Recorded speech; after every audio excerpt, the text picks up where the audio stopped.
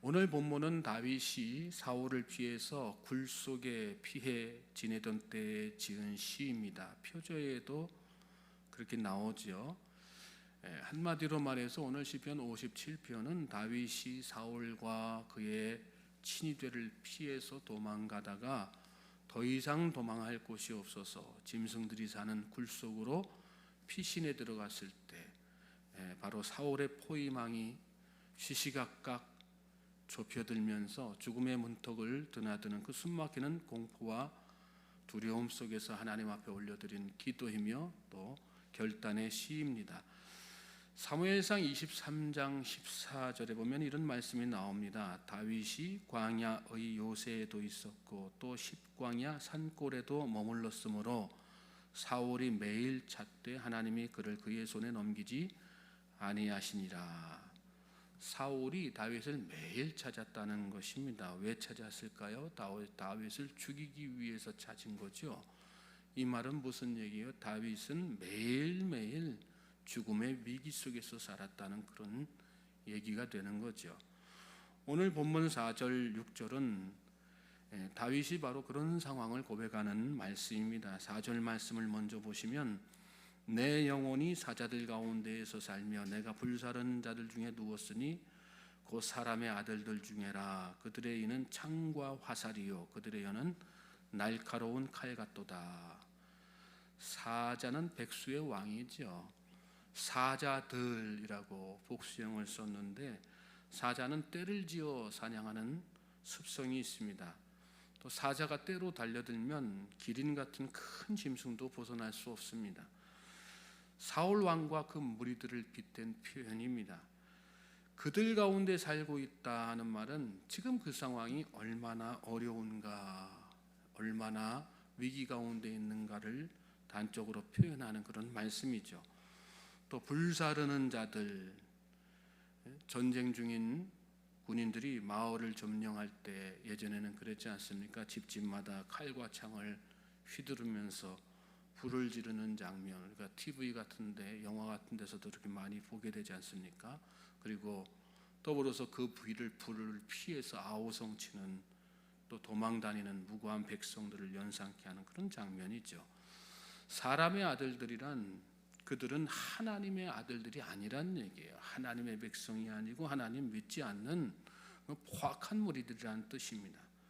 그런데 여기도 여기에 누웠다 그런 표현이 나옵니다.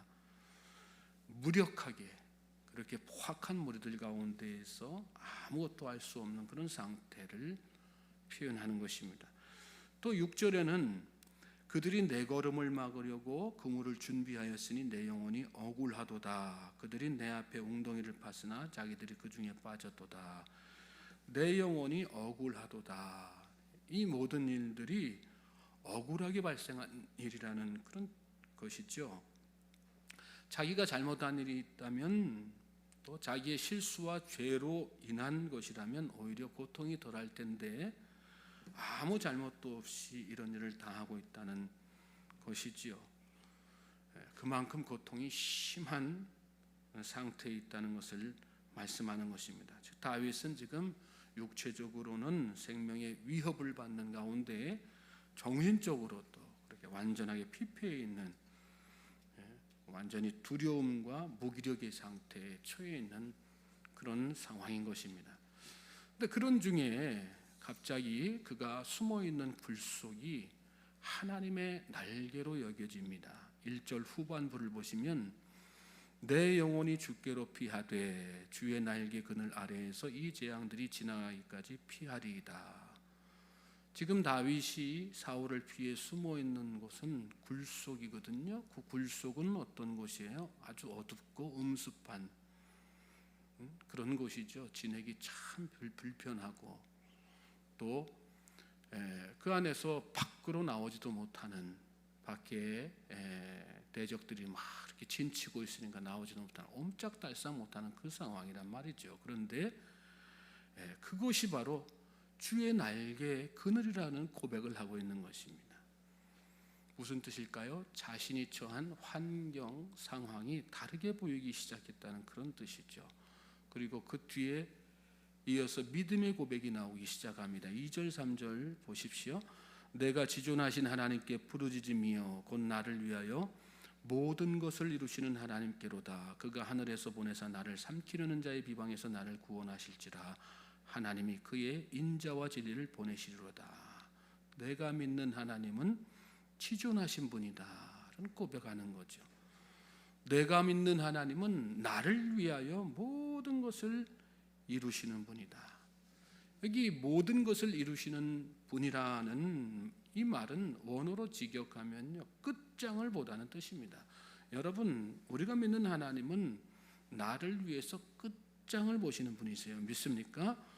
위험에 처한 자녀를 위해서 물불을 가리지 않는 부모처럼, 뱀이 둥지를 침입했을 때 동물의 왕국 같은 데 이런 데 보면 그런 장면들 보게 되지 않습니까? 그 위험에 처한 새끼를 지키기 위해서 어미새는 사투를 막 벌이지 않습니까? 끝장을 보는 거예요. 살리기 위해서. 그것처럼 나를 구원하시기 위해서 나를 삼키려는 자와 끝장을 보시는 분, 그분이 바로 하나님이시고 또 그분이 바로 지금 우리 안에 들어와 계시는 예수님이십니다. 믿습니까? 예수님은 십자가를 지시면서까지 원수 마귀로부터 우리를 지키시기 위해서 또 죄와 사망의 권세로부터 우리를 구원하시기 위해서 그 끝장을 보신 것입니다. 저는 저와 여러분이 오늘 이 새벽에 그 하나님이 고백되어지기를 주님의 이름으로 소망하고 축복합니다. 다윗은 이제 그 믿음의 고백을 바탕으로 해서 하나님을 찬양하기 시작해요. 5절 말씀 보세요. 하나님이여 주는 하늘 위에 높이 들리시며 주의 영광이 온 세계 위에 높아지기를 원하나이다. 그리고 거기에서 나아가서 마음속에 또 확고한 비전도 품지요. 7절부터 11절 말씀 보시면 하나님이여 내 마음이 확정되었고 내 마음이 확정되었사오니 내가 노래하고 내가 찬송하리이다. 내 영광아 깨일지어다. 비파야 수금아 깨일지어다. 내가 새벽을 깨우리로다.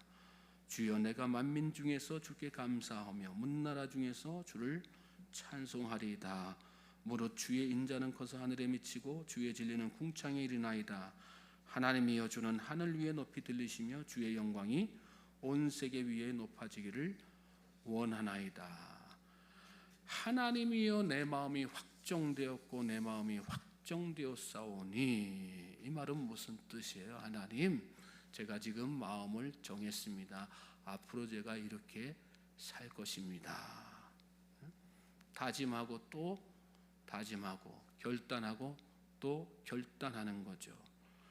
하나님, 지금 내가 부르는 이 찬송 저는 앞으로도 영원히 부를 것입니다. 하나님, 제가 그냥 입으로만 부를 거 아니고요, 비파를 동원하고 수금을 동원하고 그래서 새벽을 깨우면서 새벽부터 제가 일어나서 하나님을 그렇게 찬송할 것입니다.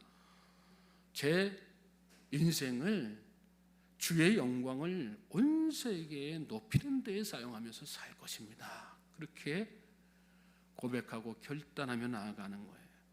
다윗은 이 굴 속에서 언제 죽을지 모르는 그런 상황이지만 새로운 삶의 소망과 비전을 하나님 앞에 내어드리고 있는 것입니다. 다윗의 지금 상황만 놓고 보면 어떻게 보면 있을 수 없는 일들 아니겠어요? 잠시 후에 내가 어떻게 될지 모르는 그런 상황인데, 자, 그러면 이런 일들이 가능했던 이유는 어디에 있을까요? 1절로 다시 올라가서 보시면 하나님이여 내게 은혜를 베푸소서, 내게 은혜를 베푸소서. 하나님께서 은혜 주셨기 때문에 그렇습니다, 여러분. 하나님께서 은혜 주셨기 때문에 이런 일들이 가능했던 것입니다. 여러분, 은혜는 환경을 다르게 볼 수 있도록 만드는 능력이 있습니다. 믿습니까? 은혜를 받은 사람은 그래서 차가운 굴 속도 따사로운 주님의 날개 아래로 보이게 되는 것이죠. 은혜는 우리 안에 있는 두려움들을 다 제거해서 믿음의 고백을 하게 만들고요, 찬송할 수 없는 상황에서 찬송하게 만듭니다. 절망의 극한 속에서도 비전을 갖게 하고 앞날을 알 수 없는 그런 답답한 상황이지만 미래를 설계할 수 있는 그런 마음의 여유도 주는 것입니다. 누가복음 10장에서 예수님은 70인의 제자들을 보내시면서 이런 말씀을 하세요. 갈지어다 내가 너희를 보냄이 어린 양을 이리 가운데로 보낸 것 같도다. 우리가 세상을 산다는 것은 그렇습니다, 여러분. 사자들 가운데 있는 것 같고 또 이리 가운데 있는 것과 같아요. 그렇지 않습니까? 우리가 세상 살아보지만 그런 느낌 받을 때가 한두 번이 아니지 않습니까? 바꾸어 말하면 은혜 아니면 살 수 없다는 그런 뜻이에요. 은혜는 내 속에서 나오는 것이 아니라 어디로부터요? 하늘로부터 오는 거예요. 믿습니까? 그러므로 이 새벽에 저는 저와 여러분이 우리가 다윗처럼 하나님이여 내게 은혜를 베푸소서, 하나님이여 내게 은혜를 베푸소서, 그렇게 간절한 마음으로 하나님의 은혜를 구하면서 나아갈 수 있게 되길 바랍니다. 사무엘상 23장 14절을 여러분 머릿속에 다시 한번 새겨보십시오. 다윗이 광야의 요새에도 있었고 또 십광야 산골에도 머물렀으므로 사울이 매일 찾되 하나님이 그를 그의 손에 넘기지 아니하시니라. 하나님이 어떻게 하셨다고요? 매일매일 사울이 찾았지만 다윗을 그의 손에 넘기지 않으셨다는 거예요. 그게 바로 저와 여러분에게 허락하시는 하나님의 은혜입니다. 하나님께서는 우리가 하나님의 은혜를 구하면서 나아갈 때 그런 놀라운 은혜로 하나님께서 우리의 대적자들에게 내어주지 않으시고 우리를 끝까지 지켜주시는 거예요. 믿습니까? 그러므로 이 새벽에 하나님 앞에 그 소망 가지고 기도하십시오.